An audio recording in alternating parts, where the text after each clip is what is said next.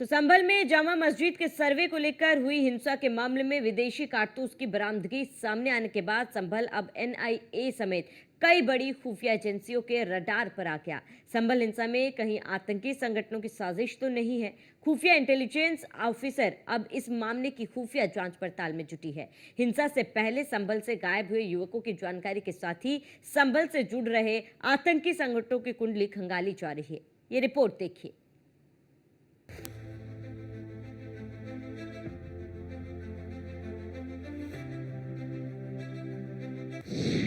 संभल हिंसा का पाकिस्तान कनेक्शन। हिंसा से पहले आईएसआईएस ने बिछाया था जाल। नाले में मिले सबूत, साजिश के तार। संभल हिंसा की जांच जैसे जैसे आगे बढ़ रही है, साजिश के तार लंबे होते जा रहे हैं। अब संभल हिंसा के पीछे पाकिस्तानी कनेक्शन भी सामने आ रहा है, क्योंकि 24 नवंबर को फायरिंग में पाकिस्तानी कारतूस का भी इस्तेमाल किया गया था। फोरेंसिक टीम के साथ जांच कर रही पुलिस को घटना स्थल से 6 कारतूस के खोखे मिले हैं। इनमें एक पर पीओएफ यानी पाकिस्तान ऑर्डिनेंस फैक्ट्री लिखा है, ये 9mm के है। दूसरे 32 बोर के कारतूस पर मेड इन यूएसए लिखा होने से उसे अमेरिका का माना जा रहा है। यह मिस फायर है। आशंका है संभल कोर्ट में जामा मस्जिद के सर्वे की अर्जी दाखिल होने के बाद पाकिस्तान में हिंसा की साजिश रची गई थी। उस जगह से आज एक बड़ा ही चौंकाने वाला तथ्य सामने आया है, जिसमें POF 9mm 68-26 ये एक फायर्ड केस मिला है, जो कि घटना में फायर करने के बाद में यहाँ पे मिला है। और एक FN प्लस नहीं, FN स्टार करके ये कोई केस है, जिसमें जो हैमर है और जो परक्यूशन कैप जो उसके पीछे वाला, उसके ऊपर स्ट्राइकर पिन का निशान है, लेकिन शायद किसी ने कॉक करते टाइम शायद उसका रह गया होगा, क्योंकि उसके अलावा और कोई इसका स्कोप बचता नहीं है, नहीं तो वो भी फायर्ड केस में ही होता। 12 बोर का एक Winchester made in USA number 12 super लिखा हुआ है, ये एक 12 बोर का कार्ट्रिज मिला है। एक स्पेशल 12 के करके भी एक 12 बोर का एक और कार्ट्रिज मिला है।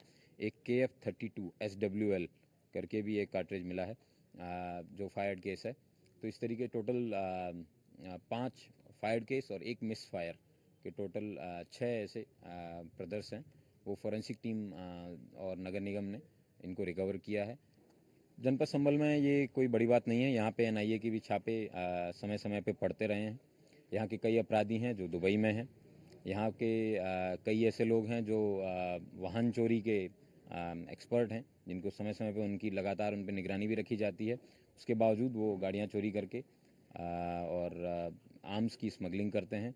अभी रिसेंटली गुजरात क्राइम ब्रांच ने 3 लोगों को पकड़ा था, जो कि सराय तरीन के रहने वाले थे। तो इस तरीके की जितने भी अपराधी हैं उन सबको भी खंगाला जाएगा कि वो क्या उनकी उस दिन इस यहाँ पे लोकेशन थी क्या, क्योंकि इन लोगों ने CCTV फुटेज, जो ये जिम है दाहिने हाथ में, इस जिम की CCTV फुटेज पहले तोड़ी गई है सबसे पहले, और उसके बाद में ये घटना जो है हुई थी। बहुत ही अनफॉर्चुनेट दुखद घटना थी, और मैं उम्मीद करता हूँ कि जो भी साक्ष्य हैं उनके आधार पर जो भी विधिक कार्रवाई है वो सुनिश्चित की जाएगी। हिंसा के बाद पुलिस ने करीब 50 कारतूस बरामद किए। पुलिस इस मामले में अब जांच करेगी कि क्या फायरिंग के समय दंगाइयों ने विदेशी हथियारों का इस्तेमाल किया था, उन्हें ये हथियार कहां से मिले, इसका सोर्स क्या था, संभल तक ये खोखे और हथियार कैसे पहुंचे। हम लोग उत्तर प्रदेश के जनपद संभल में खड़े। दरअसल आपको बताते हैं कि जिस तरह से रात यहाँ पर जो सर्च किया जा रहा था, और उसके बाद नालियों में जिस तरह से यहाँ 6 कारतूस मिले हैं, उसके बाद आप सुबह से सर्च अभियान चला है। लगातार नगर पालिका टीम के साथ साथ यहाँ पर फोरेंसिक टीम और उसके अलावा पुलिस प्रशासन लगाया जगह जगहों पर पूरी तरह से जो जहाँ जहाँ जो विवाद हुआ था, जहाँ हिंसा हुई थी, उस जगह पर सर्च किया जा रहा है। नालियों में डिटेक्टिव और उसके अलावा फोरेंसिक टीम लगी है, जांच कर रही है। फिलहाल काफी तादाद में जिस तरह से, क्योंकि जिस तरह से यहाँ के संभल के एसपी के बिश्नोई ने बताया कि जो कारतूस है वो पाकिस्तानी एक फैक्ट्री के और उसके अलावा एक USA का है। फिलहाल 6 मिले हैं। उसके अलावा और भी जहाँ जिस तरह से हिंसा घटित की गई थी जामा मस्जिद के उसी मोड़ पर हम लोग हैं, और उसी जगह पर लगातार सुबह से सर्च किया जा रहा है। अब आगे किस तरह से क्या और यहाँ पर मिलते हैं, किस तरह से हिंसा घटित हुई, क्या क्या हथियार कहाँ से आए, पूरी तरह से LIO IB और CBI, इसके अलावा बताया जा रहा है कि जो गुप्त एजेंसियां हैं उनको भी लगाया गया है, और लगातार लखनऊ से लेकर दिल्ली तक पूरी सर्च अभियान जारी है और लगातार इस पर निगाह रखी जा रही है। आशंका यह है कि दंगे के वक्त पाकिस्तान में बैठे आतंकी इसे कमांड कर रहे थे। दरअसल पाकिस्तान में बैठे आतंकी पहले इसी तरह से कश्मीर में पथराव कराते थे। फिलहाल मामले की जांच में अब एनआईए भी शामिल हो गई है। संभल के मोहल्ला मियां सराय में अचानक एनआईए की टीम पहुंची तो हड़कंप मच गया। एनआईए की टीम ने 2 लोगों से पूछताछ की। दोनों लोगों में एक टेलर और दूसरा परिषदीय स्कूल के शिक्षक है, जिनसे कुछ जानकारी टीम ने जुटाई। अब सवाल ये कि आखिर एनआईए ने टेलर और शिक्षक से क्यों पूछताछ की, तो जान लीजिए। टेलर का बेटा आतंकी गतिविधियों में शामिल था। आतंकी गतिविधियों के चलते वो जेल में बंद है। शिक्षक ने टेलर के कहने पे मकान किराए पर दिया। टेलर के बेटे के पकड़े जाने के बाद किराएदार भाग गए। एनआईए 2 लोगों की निशानदेही पे शिक्षक के घर में गई। शिक्षक को हिरासत में लेकर कोतवाली लाया गया। इसके बाद एनआईए की टीम टेलर को भी कोतवाली लाई। शिक्षक और टेलर से काफी देर तक पूछताछ की गई। गायब किराएदार के बारे में दोनों से पूछताछ हुई। एनआईए को शक गायब परिवार का आतंकी कनेक्शन था। शिक्षक और टेलर के जवाब से संतुष्टि के बाद छोड़ दिया गया।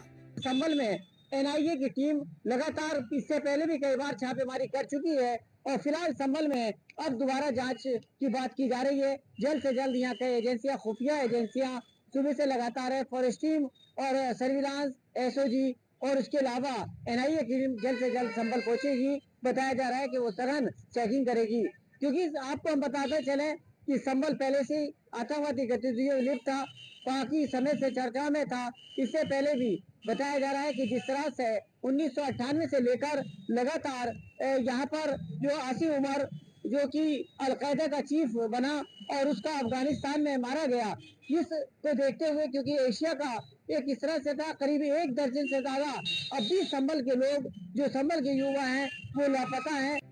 संभल हिंसा के बाद जांच में जैसे जैसे साक्ष्य मिल रहे हैं, बात और पुख्ता होती जा रही है। दरअसल ये पहला मौका नहीं जब संभल का नाम आतंकी कनेक्शन से जुड़ा हो। करीब 2.5 दशक पहले संभल खूब चर्चा में आया। दीपा सराय का एक युवा अलकायदा से जुड़ गया। आसिम उमर उर्फ शन्नू अलकायदा में शामिल हुआ। मौलाना आसिम अलकायदा दक्षिण एशिया चीफ बना। हालांकि 2019 में अफगानिस्तान हमले में मारा गया। आसिम अमेरिका के वैश्विक आतंकियों की लिस्ट में था। हालांकि उसके साथ शामिल 3 आतंकियों का सुराग नहीं मिला। इसी तरह शर्जील और सईद अख्तर भी लापता हुए थे। 2005 में शर्जील के परिवार को जानकारी मिली। परिवार को भी शर्जील के बारे में कोई पता नहीं है। 2005 में एनआईए ने जफर मसूद को गिरफ्तार किया था। मसूद के आतंकी गतिविधियों में शामिल रहने का शक है। 2024 में संभल से एनआईए ने 4 युवकों को गिरफ्तार किया। चारों युवकों के आतंकी गतिविधियों में शामिल का शक है। संभल और सहारनपुर जिले में आतंकी कनेक्शन कोई हैरानी की बात नहीं।